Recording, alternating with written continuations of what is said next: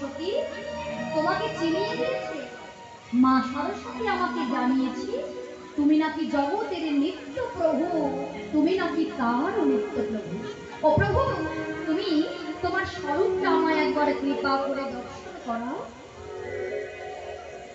কোথাও আছে মা, শাস্ত্রে আছে যে কেশব পণ্ডিতকে মহাপ্রভু নিজের স্বরূপটা দর্শন করিয়েছিলেন, কিন্তু ভগবানের রূপ যদি দর্শন করতে পারি সে কি সেখানে থাকতে পারে? পারে না। মহাপ্রভু বলে দিলেন কেশব, তোমাকে আজকে যে আমি আমার স্বরূপটা দর্শন করালাম, তুমি নবদ্বীপের কোন ভক্তের কাছে গিয়ে বলবে না যে তুমি নিমাই পণ্ডিতের মধ্যে এমন কিছু রূপ দেখেছো। কেননা ভক্ত যদি জানে, ভক্তরা যদি জানতে পারে মহাপ্রভু ভগবান, মহাপ্রভু ভগবান, তাহলে তাকে কি কেউ ভুলায় গড়াগড়ি দিয়ে কাঁদতে